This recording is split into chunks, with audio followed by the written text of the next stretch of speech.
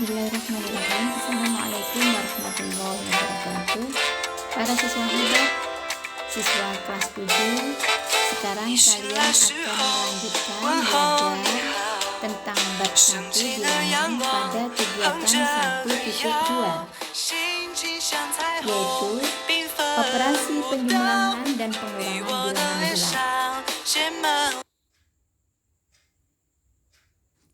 Yang dibahas di sini adalah sifat-sifat penjumlahan dan pengurangan pada bilangan bulat, yaitu pada kegiatan 1.2.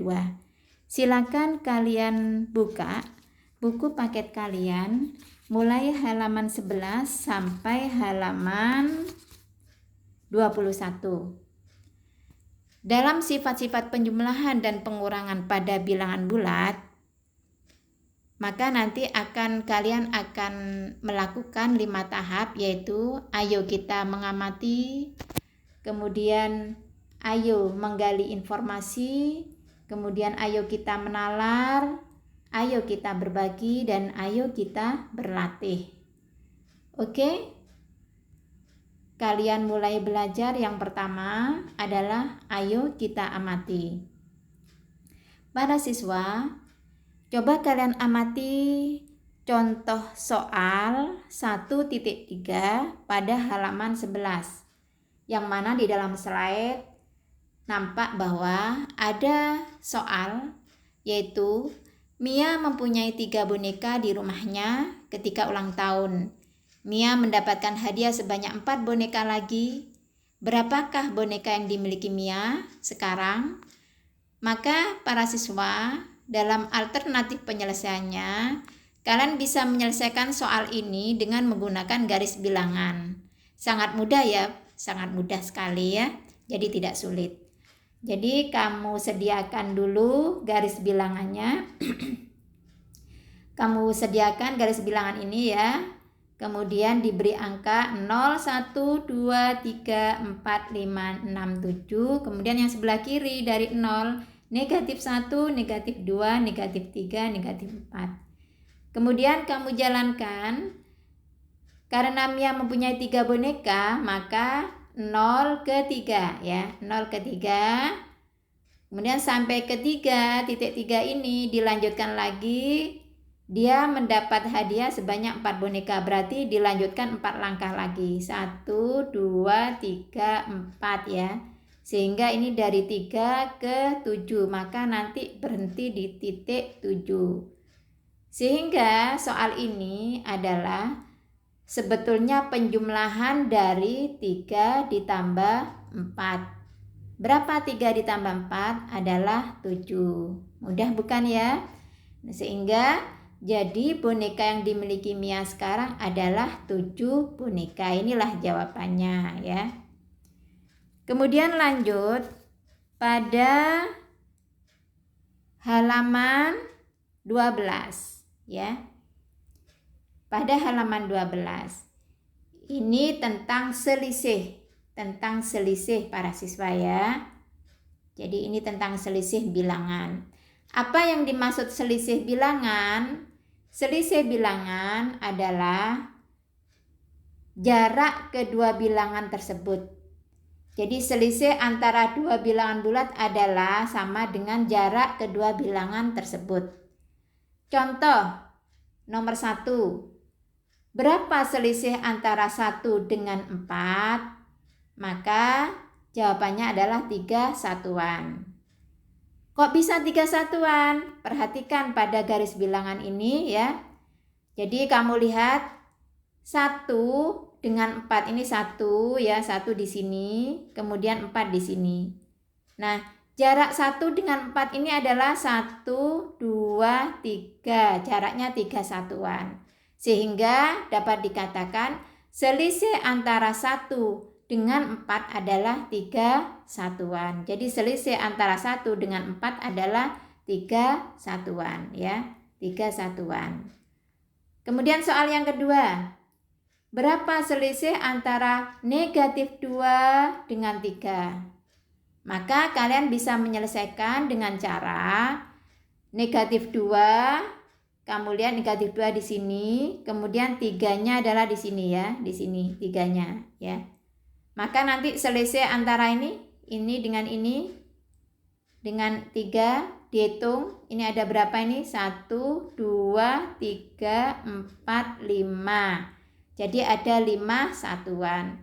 Sehingga selisih antara negatif 2 dengan 3 adalah 5. Jadi kesimpulannya, kalau ada soal selisih itu pada intinya jarak kedua bilangan tersebut ya.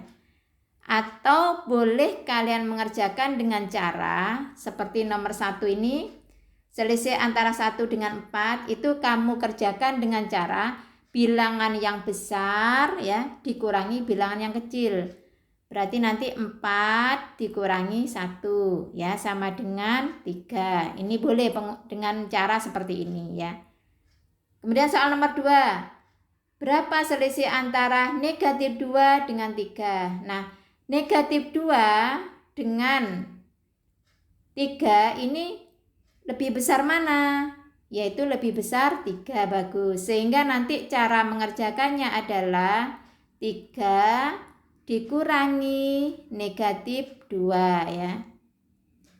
Kamu ingat, pengurangan ini bisa ditulis dalam bentuk penjumlahan, tapi diikuti dengan lawan dari ini, lawan dari negatif 2. Sehingga ini bisa ditulis 3 ditambah 2 ya, sama dengan 5. Jadi bisa dikerjakan seperti ini. Jadi pengurangan itu sekali lagi dalam konsep dasar yang sudah kalian pahami pada saat kamu menginjak di SD dulu ya. Pengurangan itu intinya adalah penjumlahan dengan lawan dari bilangan itu. Jadi ini 3 dikurangi negatif 2 itu sama dengan 3 ditambah lawan dari negatif 2 berapa? Yaitu 2. Jadi 3 ditambah 2 sama dengan 5. Inilah konsep dari selisih. Sekarang berikutnya contoh 1.4 ya. Contoh 1.4. Nah, ini ada gambar sepatu anak-anak ya. Ada gambar sepatu. Apa soalnya? Yaitu Nia mempunyai 6 pasang sepatu di rumahnya. 6 pasang sepatu di rumahnya. Karena sedang senang hati, Nia memberikan 2 pasang sepatunya pada sepupunya. Berapakah pasang sepatu yang dimiliki Nia sekarang? Berarti nanti kalian bisa menyelesaikan soal ini menggunakan garis bilangan ya. Jadi ini garis bilangannya adalah ini garis bilangannya mulai dari 0 sampai 6. Jadi ini 0 sampai 6. Kemudian dari 6 ini bergerak ke kiri ya, karena ini pengurangan kan? Karena diberikan pada temannya ya, maka dikurangi, bergerak ke kiri 2. Ya, 2. Sehingga nanti jatuhnya pada angka 4. Maka cara mengerjakannya boleh 6 dikurangi 2 sama dengan 4 ya. Sehingga jadi banyaknya sepatu yang dimiliki Nia sekarang adalah 4 pasang. Mudah bukan ya anak-anak ya? Mudah ya. Sekarang lanjut. Contoh 1.5. Ini gambarnya orang yang berenang ya, penyelam ya. Ini adalah penyelam ya. Seorang penyelam amatir mula-mula berlatih menyelam di kedalaman 2 meter di bawah permukaan laut. Ingat, 2 meter di bawah permukaan laut artinya adalah negatif 2 ya. Nah, karena di bawah permukaan laut ya. Setelah merasa lancar menyelam di kedalaman 2 meter, kemudian ia turun lagi hingga kedalaman 5 meter di bawah permukaan laut. Jadi turun lagi hingga kedalaman 5 meter di bawah permukaan laut, berarti negatif 5 ya. Karena turun anak-anak, maka nanti akan ditulis menjadi pengurangan ya. Akan ditulis menjadi pengurangan. Sehingga kalau tanpa garis bilangan, kerjakannya begini. Negatif 2 dikurangi gitu ya. Negatif 5. Tuh, ini ya, ditulis seperti ini. Kalau dengan cara garis bilangan, mulai dari 0 bergerak ke negatif 2 ini ya. Jatuhnya di sini. Ini yang panah merah, 0 ke negatif 2. Kemudian dari negatif 2 balik ke kanan ya. Balik ke kanan sehingga menuju 5 ya. 5 angka. 1, 2, 3, 4, 5. Sehingga jatuh pada titik 3 ya. Ini kalau pakai garis bilangan ya. Jadi selisih kedalaman pada dua kondisi adalah 3 meter karena terakhir jatuh pada titik 3. Lalu kalau dengan ini, dengan cara pengurangan, caranya negatif 2 karena turun maka dikurangi negatif 5 karena di bawah permukaan laut ya. Kemudian sama dengan, kamu ingat konsep pengurangan. Pengurangan ini bisa dirubah menjadi penjumlahan. Jadi gini nanti negatif 2 ditambah ya. Lawan dari negatif 5 berapa anak-anak lawan dari negatif 5? Adalah 5 ya. Jadi ini. Jadi pengurangan ini bisa dirubah menjadi penjumlahan tapi diikuti dengan lawan dari negatif 5 yaitu 5. Sehingga negatif 2 ditambah 5 itu sama dengan berapa? 3 bagus 3 ya. Jadi ini. Maka selisih kedalaman pada dua kondisi tersebut adalah 3 meter. Mudah-mudahan bisa dipahami ya. Oke, kita lanjutkan yang berikutnya ya. Nah, sekarang untuk bagian yang kedua, ayo kita menggali informasi. Halaman 14 anak-anak ya. Ini mulai kalian belajar sifat-sifat penjumlahan dan pengurangan pada bilangan bulat ya. Nih. Sifat-sifat operasi penjumlahan dan pengurangan pada bilangan bulat nanti meliputi 1. Sifat komutatif, yang kedua sifat asosiatif ya. Di samping sifat ini ada sifat lain nanti. Nanti akan dibahas pula sifat-sifat lain dari bilangan bulat ya. Kalau sifat pokoknya ini sifat komutatif dan sifat asosiatif. Oke, kita lanjutkan. Pada halaman 15, sifat komutatif ya. Perhatikan sifat komutatif. Secara umum, jika A dan B adalah sebarang bilangan bulat, maka berlaku A ditambah B sama dengan B ditambah A ya. Contoh, misalkan ibu punya bilangan 800 ditambah 70 ini ya. 800 ditambah 70 berapa? Bagus, 870. Benar, pinter. Kalau dibalik sekarang, 70 tambah 800 berapa? 870. Bagaimana ini dengan ini? Sama ya? Maka inilah yang dimaksud dengan sifat komutatif. Jadi meskipun ditukar tempatnya, ini 70-nya asalnya di belakang, dijadikan di muka, maka nanti sama hasilnya. Ya, seperti itu. Kemudian ibu tanya sekarang, bagaimana dengan pengurangan? Misalkan gini anak-anak, 10 dikurangi 3. Apakah sama dengan 3 dikurangi 10? Yuk, kalau pengurangan berlaku apa tidak? Nah, coba 10 dikurangi 3 berapa? Pinter, hasilnya adalah 7 ya. Kalau 3 dikurangi 10 berapa? Bagus, hasilnya adalah negatif 7. 7 dengan negatif 7 sama apa enggak?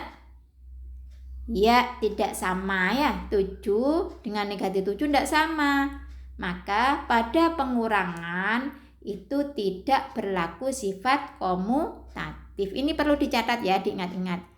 Jadi sifat komutatif pada operasi bilangan bulat itu hanya berlaku pada penjumlahan ya.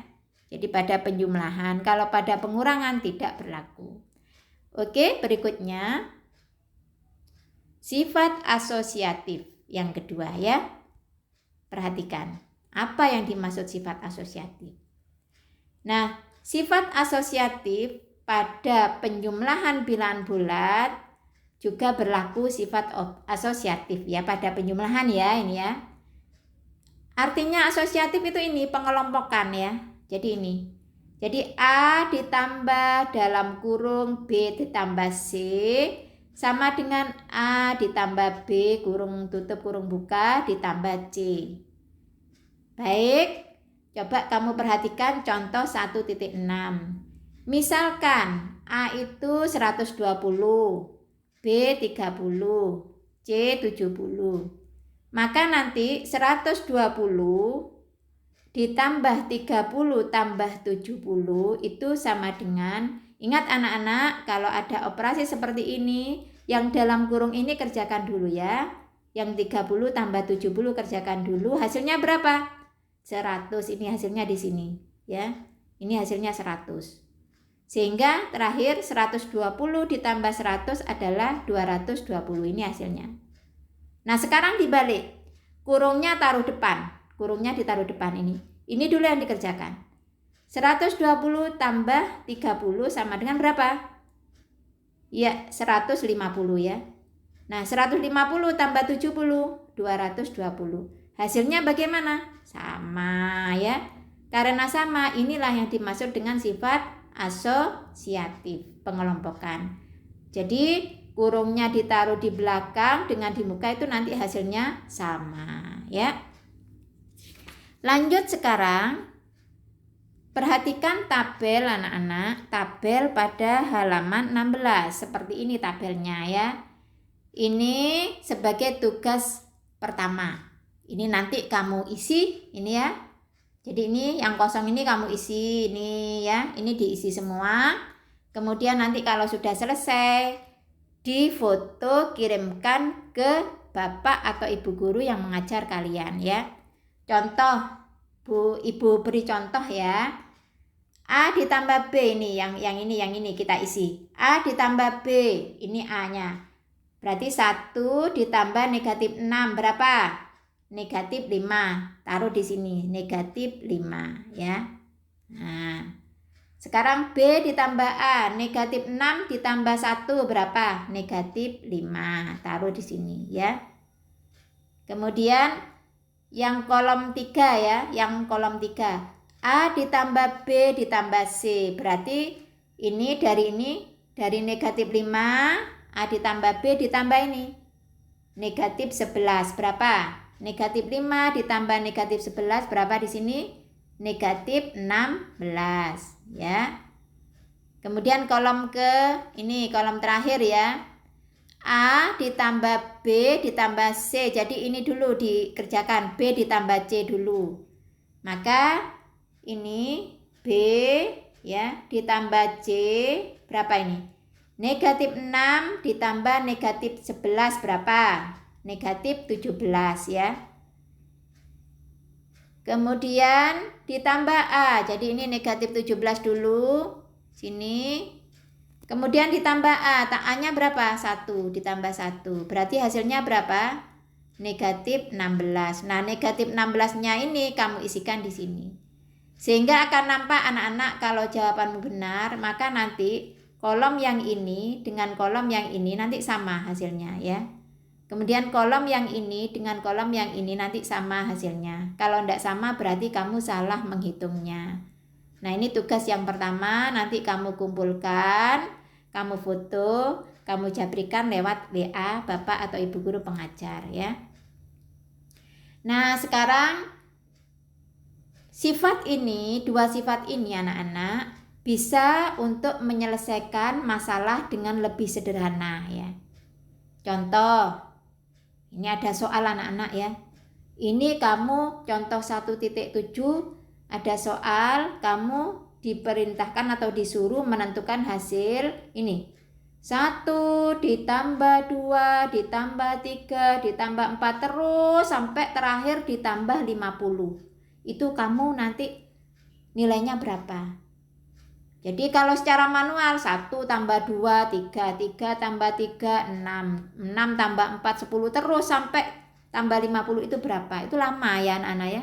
Ini bisa kamu selesaikan dengan memanfaatkan sifat komutatif ya atau sifat distributif, sifat asosiatif maaf, komutatif atau asosiatif.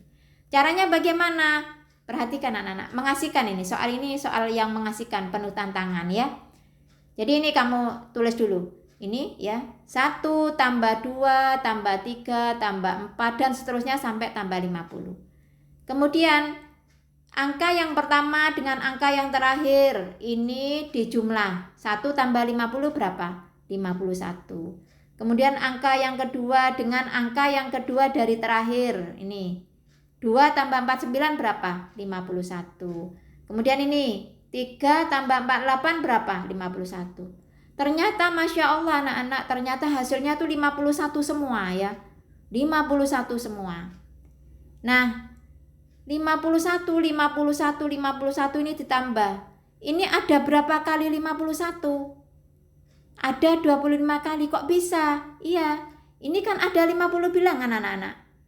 Berarti kalau diambil dua-dua maka nanti ada berapa pasang? Kan ada 25 pasang ya. Ada 25 pasang. Asalnya ada 50 bilangan, karena diambil dua-dua akhirnya ada 25 pasang bilangan. Maka nanti cara mencari jumlah dari 1 sampai 50 adalah 25 kali 51. Yaitu sama dengan 1275. Inilah hasilnya. Mudah bukan ya? Insya Allah mudah ya. Kemudian lanjut, alhamdulillah. Lanjut sekarang ya. Ini sifat-sifat lain dari bilangan bulat ya. Apa sifat-sifat yang lain? Ada 3 anak-anak. Yang pertama, penjumlahan bilangan genap dengan bilangan genap. Ini kamu percobaan dulu ya. Kalau ada bilangan genap ditambah bilangan genap, nanti hasilnya apa bilangan genap, apa bilangan ganjil ya. Ini uji coba yang pertama. Kamu pilih misalkan bilangan yang pertama 6, bilangan yang kedua 8. Ini kan sama-sama genap ya. 6 juga bilangan genap, 8 bilangan genap. 6 tambah 8 berapa? 14. Ternyata hasilnya adalah genap ya, bilangan genap. Ini kamu isi, ini tugas yang kedua, kamu isi, terserah kamu ya. Ini bebas kamu isi, berapa bilangan genap yang kamu isi. Ini juga bebas, kemudian kamu jumlahkan hasilnya ya. Jadi seperti contoh yang baris 1 ini ya. Nanti ini kamu simpulkan. Sehingga kesimpulannya, oh bilangan genap ditambah bilangan genap tuh hasilnya apa ya. Apa bilangan genap, apa bilangan ganjil. Ini nanti kamu isi, kamu amati sendiri ya. Ini kamu fotokan nanti hasilnya, dijapri, dikirimkan WA ke Bapak Ibu guru pengajar ya. Lanjut sifat yang kedua ya. Nah, ini sekarang penjumlahan bilangan genap dengan bilangan ganjil ya. Ya apa? Bagaimana kalau bilangan genap ditambah bilangan ganjil? Contoh pada baris 1. Misalkan bilangan yang pertama itu 6, ini kan bilangan genap. Bilangan yang kedua 7, ini bilangan ganjil. Nah, 6 ditambah 7 berapa? Oh, 13. Oh, 13 ini ganjil apa genap? Oh, ganjil. Ternyata bilangan genap ditambah bilangan ganjil hasilnya bilangan ganjil. Coba sekarang kamu isi ini, terserah kamu. Kamu pilih bilangan genap ya. Ini bilangan ganjil. Nanti hasilnya berapa? Apa betul bilangan genap ditambah bilangan ganjil sama dengan bilangan ganjil? Kalau semuanya ini menjawab ganjil, berarti kesimpulannya oh memang benar dia ganjil ya. Jadi nanti kamu bisa menyimpulkan.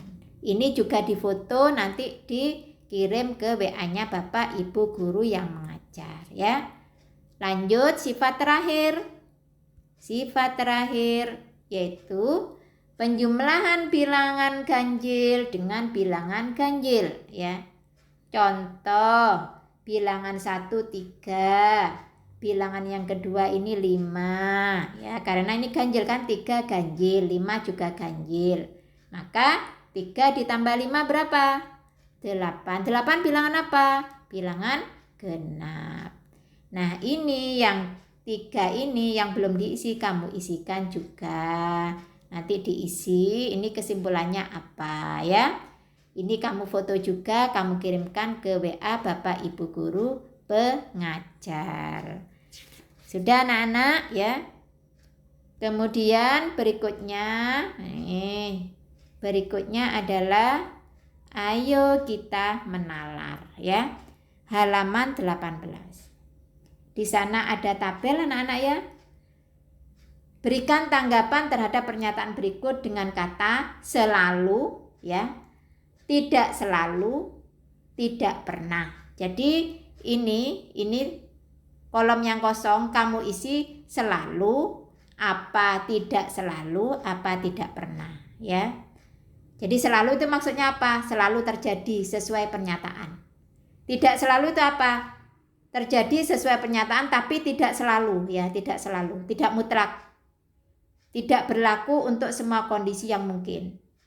Kalau tidak pernah artinya apa? Tidak pernah terjadi. Ini juga dikerjakan ya. Ini sampai 9 ya nomornya. Ini kan 3. Nanti halaman berikutnya ini. Nah ini 9. Diskusikan dengan temanmu. Bu Lutfi beri contoh ya. Ibu beri contoh.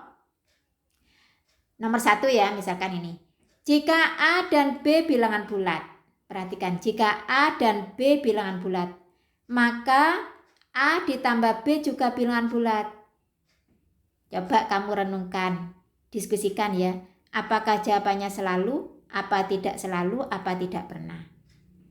Cara membuktikannya bagaimana? Salah satunya adalah kamu coba ya dengan bilangan. Coba sekarang.